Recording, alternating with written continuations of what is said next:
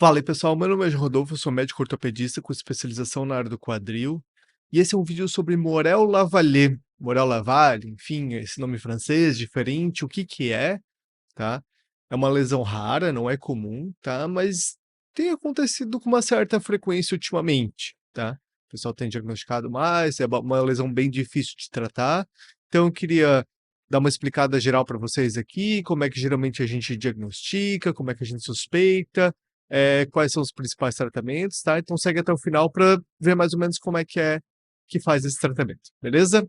Não se esquece de curtir esse vídeo, compartilhar, tem algum amigo com uma bola na lateral da coxa, uma coisa meio estranha, manda para ele isso aqui que você pode estar ajudando bastante ele, ok? Valeu. O primeiro a descrever isso foi um médico francês chamado Victor Auguste, espera aí que meu francês não é tão bom.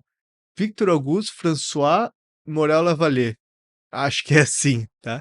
Ele descreveu em 1863 como uma uma bola, um ovo aqui na região da lateral da coxa.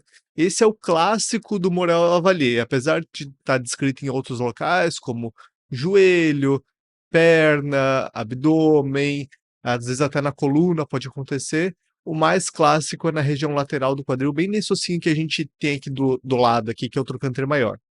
E ele descreveu isso depois que um paciente caiu do trem e apresentou essa lesão. Então foi o primeiro a descrever e desde lá a medicina vem estudando sobre isso. E o que que é? Morella avalia um acúmulo de líquido ocasionado por uma ruptura da fáscia, que é um tecido que é em cima da musculatura, do tecido de gordura, o tecido adiposo.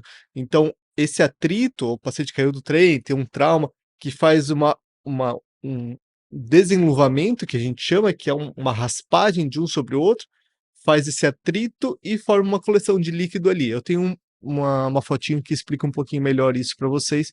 Essa foto, essa não tem nada de sangue. Então, a foto de um livro, ó, mostrando como é o normal, a pele, o tecido subcutâneo, a fáscia superficial, a fáscia profunda e o músculo, tá? Então, esse atrito aí, esse desenluvamento, faz criar um acúmulo de líquido entre a fáscia profunda, que está em cima do músculo, e a gordura. Então fica um acúmulo de líquido ali, que pode ser que reabsorva ou pode ser que não reabsorva. Tá? Eu vou explicar isso mais para frente. Esse líquido ali dentro geralmente é composto por células de sangue, né? Com algumas células de gordura mortas. Ele pode ficar só um líquido, como ele pode ir formando pela deposição de sangue uma pseudocápsula, um balãozinho em volta dessa lesão. E o que o paciente sente? Qual que é o quadro clínico disso? Tá? É secundário a um trauma, uma batida. Teve um paciente meu que escorregou do pier, um pierzinho de praia, assim, sabe? Ele escorregou no meio das tabuinhas e raspou a região lateral da coxa numa tábua, tá? Teve outro que caiu de bicicleta, é geralmente um trauma, tá? Se surge uma bola ali, um ovo ali, que não teve nenhum trauma, a gente tem que começar a se preocupar com outra coisa, alguma lesão tumoral, alguma coisa assim, que pode ser um diagnóstico diferencial, uma coisa que a gente tem que excluir, tá? Mas geralmente o Morel-Lavallée é secundário a um trauma, uma batida de geralmente um raspado, tá? Pode ser às vezes decorrente de fratura também, fratura do fêmur, fratura da pelve, pode acontecer essa lesão de Morel-Lavallée também. O paciente pode sentir uma dor local pelo aumento do líquido, o líquido faz uma pressão e tem uma dor na região, pode ter uma diminuição da sensibilidade dessa região também, porque ali onde rompe alguns nervos superficiais que dão a sensibilidade da pele e pode perder a sensibilidade do local, mas geralmente a perda de sensibilidade é geralmente transitória. Esse acúmulo de líquido, ele pode se desenvolver algumas horas após o trauma, ou às vezes mesmo dias após o trauma pode se desenvolver um acúmulo de líquido, não necessariamente é na hora do trauma. Pelo trauma também pode ter uma mancha roxa em volta, esse líquido ele pode, esse sangue ele pode ir um pouquinho dos pigmentos do sangue para a pele, que é a hemosterina, daí fica aquele roxão, que depois vai ficando verde, amarelo e vai sumindo o roxo, mas às vezes continua o acúmulo de líquido de sangue lá dentro. Como eu já falei, o mais comum é na região lateral da coxa, mas pode ter no joelho, na perna, na lombar, no abdômen, tá? Tá descrito até o Morel-Lavallée após lipoaspiração da barriga, tá? Mas daí já não é mais Morel-Lavallée, eles tratam como outro nome. tá? E a principal preocupação é ficar quente ali, o paciente ter febre, às vezes começar a sair pus, fazer um caminho que é uma fístula, dali para a pele e começar a sair pus, por quê? Uma região que está quentinha, cheia de líquido, é perfeito para uma bactéria entrar ali e começar a se desenvolver, e daí dá uma infecção, que daí forma pus, que é um quadro que fica urgente daí, tá? A gente pode ter a bactéria circulando pelo corpo, até escovando o dente a gente pode ter bactéria circulando pelo corpo, mas geralmente o corpo vai ali, combate e a bactéria some. Mas às vezes se ela vai num local que está quentinho, que chega poucas células de defesa, que tem bastante local para se desenvolver, a bactéria começa a se desenvolver ali e forma uma infecção. Quando tem o Morel Lavalier infectado, aí geralmente é um quadro mais grave, tá? Daí é um quadro que tem que abrir com urgência, cirurgia com urgência. A gente já vai tratar isso mais para frente, tá? Então é só um aviso aqui, um adendo. E como é que então a gente suspeitou, teve um trauma com um ovo ali na região lateral do quadril, com dor, com incômodo, dor para deitar de lado, que fica pressionando. E como é que a gente confirma isso? Com alguns exames de imagem, tá? Alguns exames de imagem, o mais comum, o mais usado é a ultrassonografia. A ultrassonografia, ela consegue ver bem, eu tenho uma imagem aqui do ultrassom, ela consegue ver bem o acúmulo de líquido. Na fotinho onde está descrito trocânter maior, aquela bolinha branca aqui, vou colocar uma flecha, é o osso da lateral do quadril. Em cima do osso tem o tecido da musculatura, vou colocar outra flecha. E toda essa área demarcada com pontinhos A, B, é o acúmulo de líquido, e logo acima está o tecido de gordura. Então, é caracterizado como Morel Lavalier, tá? Acúmulo de líquido em si, nenhuma massa, nada que preocupe, que vai chamar, por exemplo, atenção para um tumor, alguma lesão tumoral, tá? Bem acúmulo de líquido, consegue ver bem no ultrassom. Radiografia, ela é mais para ver a parte óssea, tá? Alguma fratura de osso, alguma coisa assim, então não vê muito bem a questão do Morel Lavalier. Às vezes a gente pode ver uma mancha que pode suspeitar, mas o ultrassom nesse caso é melhor. Ou então, mais nítido ainda, uma ressonância, tá?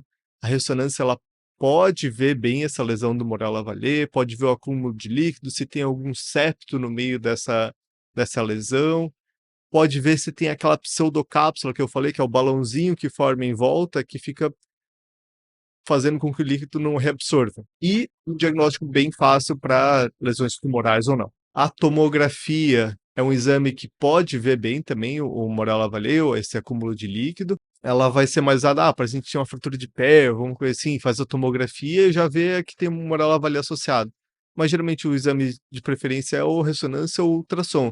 Mais um adendo do ultrassom, tá? O ultrassom ele pode ser feito de maneira dinâmica. Por exemplo, o paciente deita e a lesão some, e fica em pé, a lesão está mais proeminente, porque fica em pé, a gravidade acumula o líquido e fica bem visível às vezes. Então, o ultrassom, o paciente pode ficar em pé e fazer o exame ali para ver bem onde está acumulado o líquido da secreção. E o tratamento? Sei que o paciente ainda deve estar ansiosa, talvez até pular direto para cá, mas é importante todo o resto para a gente saber o contexto, tá? O tratamento, ele pode ser basicamente três, tá? O tratamento conservador, minimamente invasivo ou cirúrgico, tá? Esses tipos de tratamento, eles vão depender do tamanho da lesão, do tempo de lesão, tá? E da formação de pseudocápsula ou de infecção. Lesões pequenininhas, e a gente não sabe o quanto que é pequeno, tá? Eu estou falando que lesão pequena, provavelmente ali 1, 2, 3 centímetros, assim, lesões pequenas que visto no ultrassom como lesão pequena, ressonância como pequena, e às vezes a gente não consegue nem palpar direito. Pode ser tratado de forma conservadora, tá? Então, esperando o líquido reabsorver. Geralmente, lesões mais recentes, assim, agudas, até 3 semanas de lesão, a gente pode deixar isso de maneira conservadora, esperar o próprio corpo reabsorver.